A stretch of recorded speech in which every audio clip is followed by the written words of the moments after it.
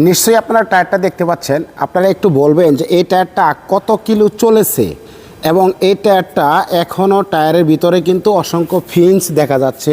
দেখেন এই যে অসংখ্য ফিন্স কিন্তু দেখা যাচ্ছে, প্রচুর ফিন্স আছে। এই ফিন্স নিয়ে একটা ভিডিও করেছিলাম, তো আপনারা বলছিলেন যে এই ফিন্সগুলো তো এক সপ্তাহ পরেই উঠে যায়। এই টায়ারটা কিন্তু ডেট ফেল হয়ে গেছে, তার মানে চলার অনুপযোগী হয়েছে, চলতে চলতে টায়ারটা শেষ।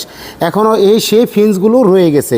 যখন একটা ডাইসের মাধ্যমে এই টায়ারটা তৈরি হয়, তখন এই টায়ার যে রাবারটা, মেটালটা, এটার ভিতরে কিন্তু বাষ্প থাকে, গ্যাস থাকে বা বায়ুর চাপ থাকে। এই বায়ুর চাপটা এবং অতিরিক্ত টায়ারটা যেন ছিদ্র দিয়ে বের হইতে পারে, এই জন্য এই টায়ার তৈরি করার ডাইস মেশিনে কিন্তু অসংখ্য ছিদ্র থাকে, যে ছিদ্রগুলো দিয়ে বায়ু বের হয়ে যায়, বাতাস বের হয়ে যায়, সাথে কিছু রাবার বেরিয়ে যায়। তো কিছু রাবার বের হওয়ার কারণে কিন্তু এই ফিন্সগুলো তৈরি হয়ে যায়।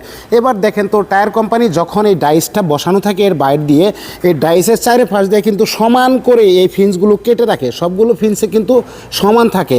যদি এই ফিন্সগুলো কোনো কাজই না করতো, তাহলে টায়ার কোম্পানিতে কি লোক ছিল না যে ফিন্সগুলো এরকম সমান করে কেটে দিয়ে প্লেন করে রাখতো সুন্দর দেখার জন্য? বা একটা গাড়ি যখন চলে, এই যেভাবে যখন টায়ারটা সামনের দিকে দৌড়ায়, এই যে এখানে বাতাসটা ধাক্কা লাগে, বাতাসটা ধাক্কা লেগে দুই পাশ দিয়ে বাতাস বেরিয়ে যায়, এই যে দুই পাশ দিয়ে বাতাসটা বের হয়ে চলে যায়।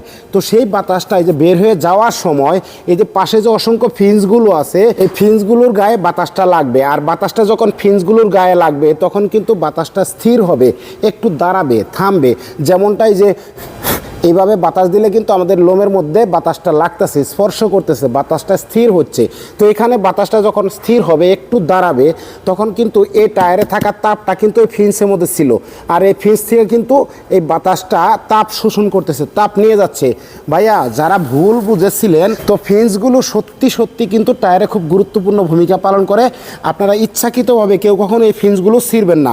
আর আপনারা কিভাবে বলেন যে এক সপ্তাহের মধ্যে ফিন্সগুলো উঠে যায়? তো এই টায়ারটা কি পরিমাণ চলছে, এটা কিন্তু রিটেট করা হয়েছিল। তো দেখেন তো এই ফিন্সগুলো আমি টেনেও তো ছিঁড়তে পারতেছি না, এই যে টান দিলেও ছিঁড়তেছে না।